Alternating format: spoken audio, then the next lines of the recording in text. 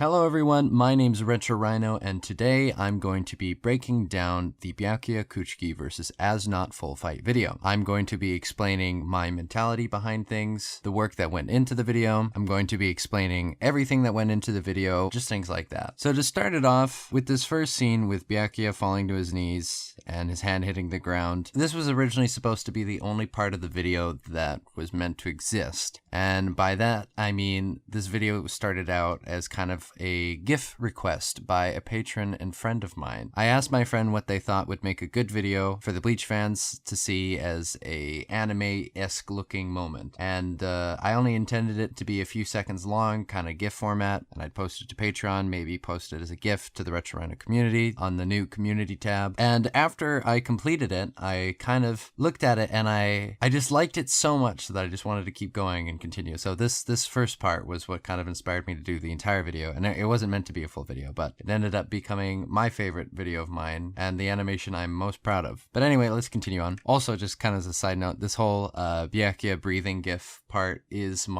probably my favorite part in the entire video. Just the animation. If you ask different animators, they all have like a different type of thing that they enjoy animating the most. Like some people like animating effects, some people like action, some people like animals, something like that. I like character acting. That's my thing. For this part with As Nodt kind of confronting Byakuya, talking to him, telling him it's useless and things like that. This was kind of when I had to talk to the other directors and we really had to put our foot down whether or not we were going to have shading. Because if you notice throughout most of the video, there's a few parts where I have a little bit of shading and there's one clip that does have full shading. Tried to maintain a shadeless look, and by that we really only do, say, gradient shading, and that's when it's kind of, if you don't know what a gradient is, that's when it kind of gets darker as you go down. Say with this scene here, you can see at the top of As Nodt's a little bit brighter than the bottom. His coat gets darker as you go down. That's a gradient shade. But then for the next scene, I have a little bit of shading around the eyes, the eyelids, the spike. So we decided that for close-up shots, me, the director, would have to clear shading for specific scenes. So if anyone tried to take up a cut from now on in our studio that they thought would look better with shading, they'd have to run it by me first, and then we decide, does this scene,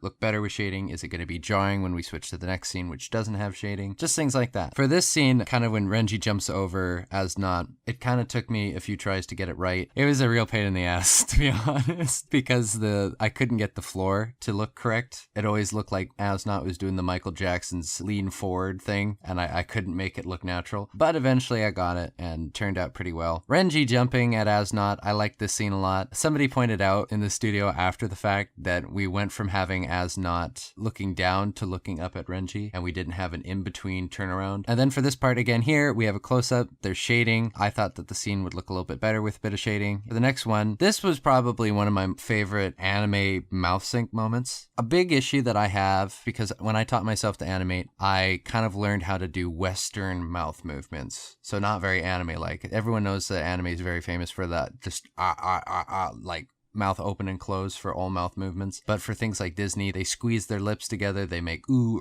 ah sounds. For this one, I felt like I kept it pretty subtle, but I also made it look not too Western. I kept the anime look up pretty well. Then in the next cut, it went back to open and closing, just because we weren't close up, and I wanted to not create too much work for myself. And then this part where Renji brings down his sword and smashes it into the ground, this was done by my friend Zucchini Juice. He's very talented. I'll leave a link to his YouTube channel in the description. For this part with the Bleach falling cherries kind of transition, this was kind of an afterthought. I put it in when we were finishing up the video because I wanted a transition from the smoke smash scene to the next scene, which you'll see in a minute. And pretty much for that, I wanted it to kind of feel like an episode from Bleach and give like a nostalgic feel to everyone watching. And I think it did its job well. I really like how it turned out. And also a little unknown fact, I originally misspelt cherry in cherry blossoms. And when I had the final upload before this one, my friend Tensa pointed out that I'd misspelt cherry, and he told me that he was half thinking that he wasn't going to tell me just so it would frickin' go into the final thing and I'd be embarrassed. Now it's a running joke between all of us. Anyway, so for this scene when Renji brings down his sword, I really like how that one turned out. Took me a few tries. At that point, I was realizing how much animation this video was going to require, and so I started trying to cut a little bit of corners and minimize how many frames I was creating. For this next scene, you'll kind of see that it's actually only literally 2 frames, and I just kind of shook them around in After Effects in Premiere, and it gave it a good feeling, especially with the sound effect that Sean put in. For this scene, with Renji kind of yelling Zabimaru. This is what a lot of my animator friends consider their favorite cut because of the character acting, and I got the Western quality but with anime mouth movements again. And I really wanted the emotion Renji had while attacking As Nodt, because he's so enraged with him that he's attacking his captain, and he's doing it in such a disrespectful manner. So I really wanted to capture Renji's anger and emotion with this cut. I really love how it turned out. For this next cut, this was the first action cut that I'd done in a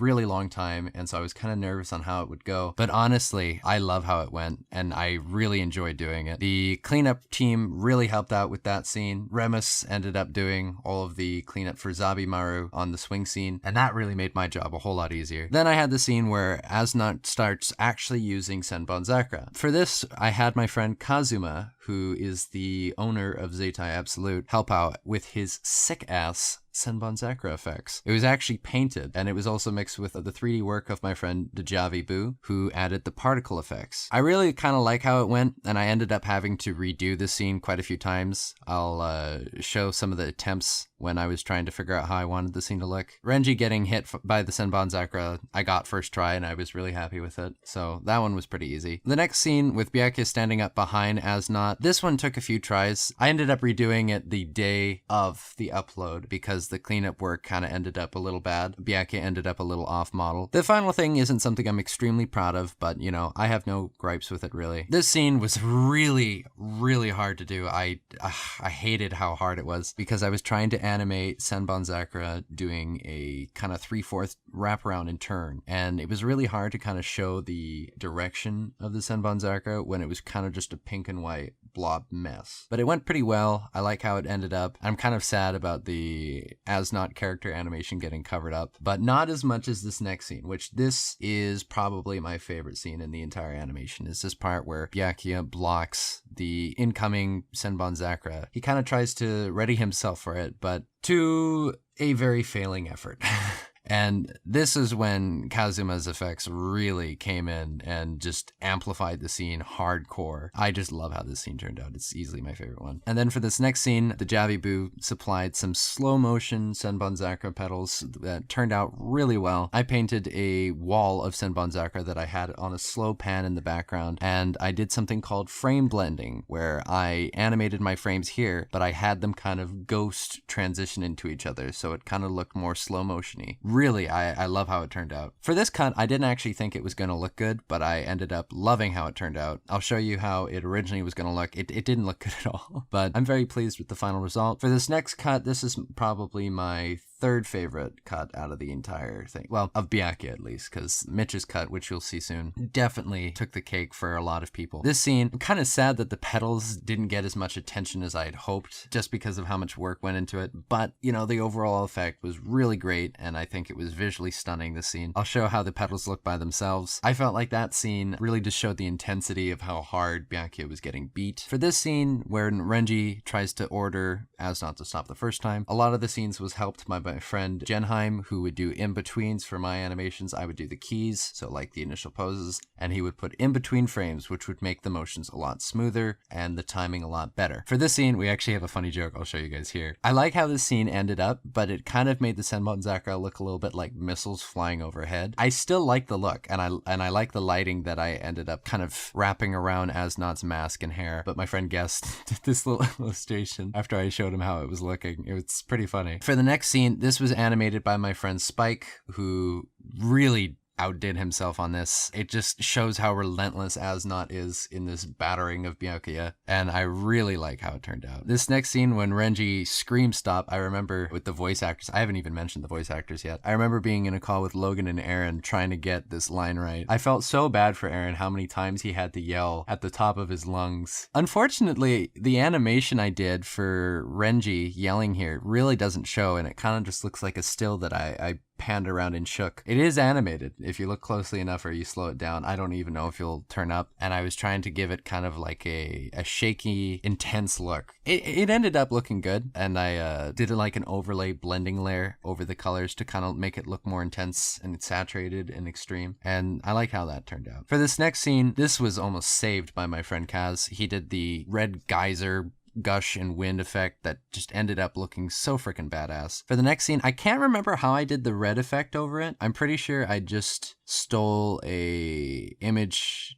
or video off of one of the other effects, and I put it over the Renji kind of video I already had of him yelling Bon in Bankai. But I remember I did it a little late because I noticed Renji goes from being like red Super Saiyan mode to normal colors, and so I wanted to keep consistency, and I added the red filter over this too, which really helped with the intensity. I love how it turned out. Again, it was kind of like a Western quality, but with anime movements. This next scene, the rough was done by Kazuma, and I adapted it, and it just turned out so well. And it was also my first time doing impact frames, which is these things that you see here, and they're really fun to do. If you any animators out there, I'm sure you understand what I'm saying. They're really fun because you can just be so messy, but it looks so good if you know what you're doing. And this next cut here was what a lot of people's favorite cut, which was done by my friend Mitchell Gonzalez. He is such a talented person, and he's such a hard worker, and his attitude throughout the entire video was so great. Just as a kind of also a little note that I haven't mentioned yet, halfway through the creation of Byakuya versus As Nodt, I had the wonderful members of Zeitai Absolute join my studio, and they honestly saved my ass because I overworked myself so badly in December. I started getting really sick, and so them joining was kind of like a miracle for me. They're such great people, and I'm so thankful to have them there. This cut is one of my favorites as well. The smoke was done by my friend Spike, who is extremely talented. You can check them out on Twitter. I'll post the link in the description as well, alongside Kazuma's. I love how it turned out, and the backgrounds for most of the video that was done by my friend Ron. He is also extremely talented. He's probably the best background artist I know personally. Go check him out. He's doing commissions right now, so try and hire him for something. He works really hard. You'll get your money's worth. The boot scene took a few tries, but it was rather simple, so it wasn't too hard. And then the scene after it was just a simple still shot, so nothing too hard about that. For this mask scene, I saw a few complaints in the comments, and I do agree with them, and I changed the composition of the scene now. It was sitting still for quite a while, and the pose that Mask took was a little awkward, so I think I'd do it differently if I was going to have such stillness for a while, even though there was audio playing. For these Byakuya shots with him looking dead and his hand dripping, I loved how the art turned out for them, but I do agree that they did last a little long, but I think I would do it the same way again, given it kind of adds to the feeling. This cut with the sword breaking was done by my friend Lazy Boost, who is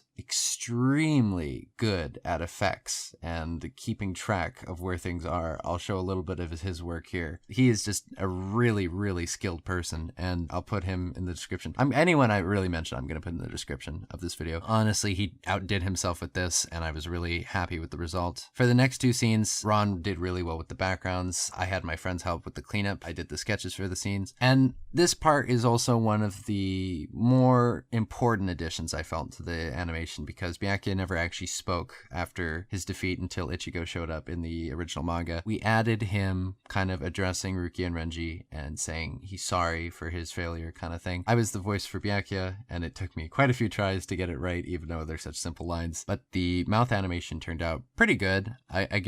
I tried to get the Western quality, but with anime mouth movements. I really think it adds to the video, and I like how it turned out. My friends Jake and Remus helped with that. And then the final shot of the animation, where I think probably the best artwork was. I love how the colors turned out for Byakuya, and this was one of the things where I questioned if I should censor it or not. I know how many of you care about no censorship, so I tried my best to keep it as uncensored as possible this video, and I don't regret it, and the video hasn't been demonetized for being non-family friendly, so that's good, even though his ribs are out. Honestly, Bleach was a very dark and kind of gruesome series that a lot of people were annoyed with in the original anime, of how many scenes were censored. A lot of people hoped back when they were kind of hoping for Bleach to come back that Madhouse would take the anime rather than Studio P, so there'd be less censorship. And so I kind of wanted to pay respects to that by keeping this scene as brutal as possible. And I also think it kind of follows the theme of the fight. But yeah, that's pretty much it. All I have to say for this video. Thank you so much for watching. And if you guys have any questions, please leave a comment down below. And don't forget to share and subscribe. And until the next video, bye bye.